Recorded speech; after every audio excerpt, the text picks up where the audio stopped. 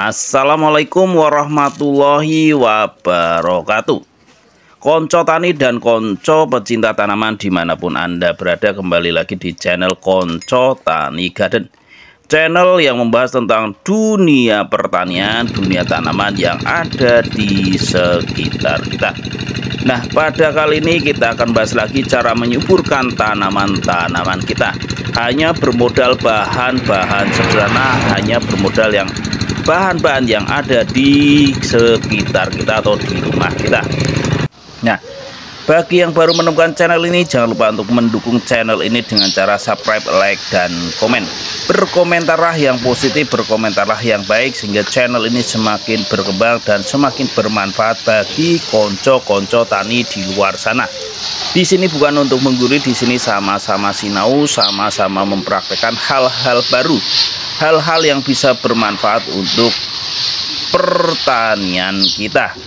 Nah, penasaran bukan apa aja bahannya, apa aja, dan bagaimana cara membuatnya? Untuk itu, ikuti terus video kali ini sampai habis.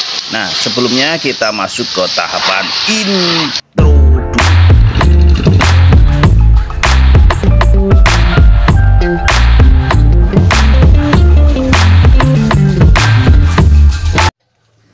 Oke, langsung saja kita menuju TKP. Yang pertama kita ambil yaitu bahan pertama, yaitu sudah tradisi, ini adalah limbah dapur dan kita gunakan lagi. Ini adalah air cucian beras atau air leri. Nah, seperti ini kita ambil yaitu kurang lebih 2 liter dari air cucian beras tersebut. Yang mana ini sering kita buang sia-sia, untuk kali ini kita manfaatkan sebagai pupuk super dahsyat, dikombinasikan dengan bahan-bahan super yang lain dan akan menghasilkan yaitu pupuk racikan super tentunya, dan membuat tanaman kita akan subur, hijau royo-royo, berbunga dan berbuah lebat. Yang mana air cucian beras ini mengandung nitrogen, fosfor, kalium, kalsium, magnesium, sulfur, besi, dan vitamin B1. Nah, untuk selanjutnya kita gunakan MSG seperti ini atau micin, kita gunakan yaitu sebanyak 2 sendok makan. Yang mana ini juga kandungannya sangat bagus untuk menyuburkan tanaman-tanaman kita. Nah, kita masukkan 2 sendok seperti ini. MSG atau micin atau monosoglutamat itu mengandung nitrogen dan mineral yang tinggi yang mampu menutrisi segala macam tanaman-tanaman kita, baik itu tanaman cabai, terong, tomat, alpukat, durian, dan sebagainya. Jadi segala macam tanaman. Nah, seperti ini kita masukkan lalu kita aduk-aduk. Jadi yang pertama air cucian beras sebanyak 2 liter, micin 2 sendok makan. Nah, adapun manfaat dari micin yaitu untuk tanaman, meningkatkan kesehatan tanaman, meningkatkan kadar air tanaman, menyehatkan bunga, meningkatkan kualitas tanah, membuat tanaman tahan dari hama dan penyakit. Dengan catatan tidak berlebihan atau overdosis ketika memberikan micin tersebut pada tanaman-tanaman tersebut. Makanya ikutilah video kali ini sehingga tidak gagal paham dan tentunya akan menghasilkan yaitu pupuk super untuk menyuburkan semacam tanaman-tanaman kita. Nah, untuk selanjutnya kita gunakan yaitu kita gunakan telur 2 butir semacam ini. Ini kandungannya sangat bagus untuk menyuburkan tanaman-tanaman kita. Nah, seperti ini kita gunakan yaitu wadah lain lebih kecil ini untuk mengontrol.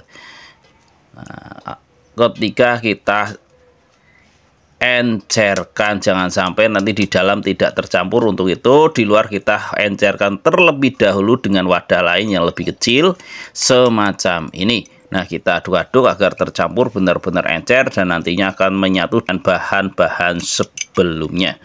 Nah, kandungan telur per 100 gram, nah, ini mengandung kalsium 85 mg, kalori 154 kalori, protein 12,4 gram, lemak 10,8 gram, karbohidrat 0,7 gram, besi 3 mg, fosfor 258 mg, kalium 118,5 mg, natrium 142 mg, vitamin A 104 mikrogram, vitamin B1 0,12 mg, vitamin B2 0,38 mg. Dan juga terdapat juga yaitu kandungan-kandungan lain seperti vitamin B6, vitamin D, vitamin E, vitamin K, dan mineral zinc dalam jumlah yang cukup. Sumber Direktorat Jenderal Pelayanan Kesehatan Kementerian Kesehatan Republik Indonesia tahun 2011. Ini sudah diteliti. Jangan ragu untuk menggunakan yaitu bahan ini. Jika mendengar kata-kata atau ocehan yang sumbang dari video-video atau konten-konten sebelah, maka tetaplah pada sumbernya. Jadi kita harus mencari sumber-sumber yang realistis dan sumber-sumber yang baik dan tentunya valid dari kementerian, dari universitas dan lembaga-lembaga yang sesuai bidang tersebut, sehingga tidak tersesat dan tentunya akan ngawur ketika membuat racikan pupuk ataupun racikan pestisida, baik itu semi organik ataupun organik, baik itu nabati ataupun semi nabati. Nah, seperti ini. Cangkangnya pun bisa digunakan sebagai pupuk. Ini ada kalsiumnya, jadi kita masukkan sekalian tadi di remuk-remuk. Nah, untuk selanjutnya kita gunakan yaitu EM4 seperti ini. Ini adalah mikroorganisme untuk pertanian dengan warna kuning ya. Jadi gunakanlah yang warna kuning, jangan warna yang lain, karena ini khusus untuk pertanian untuk mengurai yaitu bahan-bahan tadi agar terjadi proses fermentasi nantinya. Nah, seperti ini. Yang mana E4 ini sangat bagus untuk menyuburkan tanaman-tanaman kita karena kandungan mikroorganisme di dalamnya. Nah, seperti ini kita aduk-aduk. Nah, jadi E4 itu kita gunakan yaitu 1 tutup botolnya ya, jadi jangan terlalu banyak, jadi sesuai kadarnya biar nggak gagal paham. Maka silakan dicatat satu persatu bahan-bahan tersebut dari awal sampai akhir. Nah, untuk selanjutnya kita gunakan molase seperti ini tetes tebu super murah karena di toko-toko pertanian sudah ada dengan harga sekitar 10.000 itu sudah dapat 1,5 liter kalau di tempat sini, jadi sangat murah. Nah, seperti ini dan bisa digunakan berkali-kali. Nah, kita gunakan yaitu sebanyak 1 sendok makan. Nah, ini tetes tebu bermanfaat untuk tanaman kita karena memperkaya tanah dengan nutrisi alami, menyediakan kandungan gula untuk tanaman, meningkatkan kehidupan mikroba tanah, perlindungan terhadap penyakit, meningkatkan ketahanan terhadap stres lingkungan. Nah, ini sumber biotior.or.id. Jadi gunakanlah kita sumber-sumber yang valid, jadi tidak ngawur dan tidak waton ngomong. Jadi kita harus benar-benar valid dari sumber-sumber sesuai bidang yang dimiliki oleh instansi tersebut. Nah, kita aduk-aduk seperti ini. Nah, ini udah diproses, jadi campuran tadi saya ulangi bahan-bahannya yaitu air leri 2 liter, micin 2 sendok makan, telur 2 butir plus cangkangnya, masukkan E4 1 tutupnya dan molase 1 sendok makan, baru diaduk-aduk. Setelah itu ditutup rapat seperti ini, baru diproses fermentasi. Nanti kita diamkan di tempat teduh, jangan terkena matahari, dan didiamkan selama 1 minggu atau lebih. Semakin lama semakin bagus. Baru diaplikasikan ke tanaman-tanaman kita, yaitu dengan cara dicampur terlebih dahulu dengan air dengan perbandingan 1:16. Nah, racikan ini bisa dikocorkan dan juga bisa dispraykan ke tanaman-tanaman kita.